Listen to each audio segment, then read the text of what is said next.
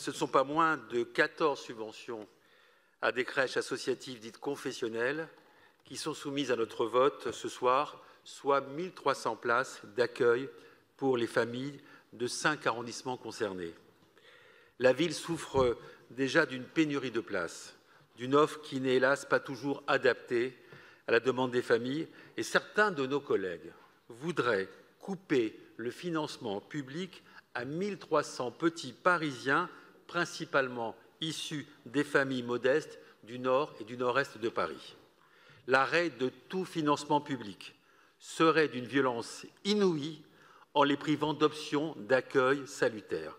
Cela fait 2 ans que vous nous imposez ce débat et nous constatons que vos positions n'évoluent pas. Nos arguments vous indiffèrent. Les rapports de la ville de Paris vous font hausser les épaules et la réalité sociale vous laisse de marbre. Pire, vous durcissez ce soir, au gré de vos votes défavorables et de vos prises de parole au conseil d'arrondissement, vos positions. Notre collègue Marie Toubiana s'est brillamment exprimée sur les crèches du 19e arrondissement, rappelant leur caractère populaire et leur ancrage historique. Similairement, notre collègue François Conneau vient de rappeler tout ce qui nous sépare sur les questions de laïcité, comme nous disait Atellon depuis 2 ans, et dans quelques instants, François-Marie Didier ne manquera pas d'évoquer la réalité de ces structures dans un arrondissement qu'il connaît bien, le sien, le 20e arrondissement. Nous pourrions continuer à regretter votre manque de considération chronique pour les familles qui plébiscitent ces modes d'accueil, ou nous pourrions nous interroger longuement sur votre indignation à géométrie variable et votre conception tronquée de la laïcité.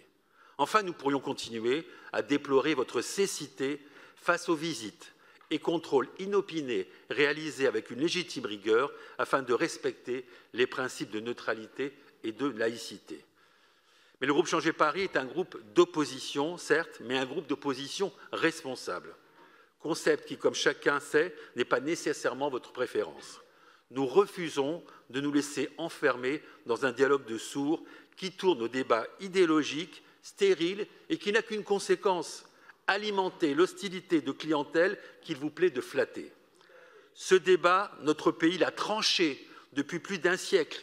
Il a choisi une laïcité qui protège la liberté de culte et la liberté de conscience, et non qui l'abolit. Dans un temps où le débat national est si décevant, il faut que les élus locaux, nous élus locaux, nous montrions la voie de la responsabilité. Ainsi, revenons-en à la réalité du terrain. Ce qui nous importe avant toute chose, c'est la qualité de l'accueil pour les enfants, d'être certain que les familles sont satisfaites de la prise en charge, que les professionnels aient des conditions de travail décentes et que les recommandations de l'Observatoire de la laïcité soient respectées. Alors, entendons-nous pour organiser des visites conjointes d'établissements et dépassons les préjugés, partageons les mêmes constats, écoutons les familles, accordons-nous sur la nécessité de disposer de cette offre locale et de cette expertise, le tout sur l'œil avisé de la DFPE et de Madame Hervieux. Cette démarche nous évitera d'avoir sans cesse le même débat. Prônons de la hauteur pour le bien de la politique, et surtout pour celui d'enfants qui méritent mieux que d'être montrés du doigt par des élus censés garantir leur avenir. La réalité s'impose à l'idéologie. Ces visites vous le montreront. Je vous remercie.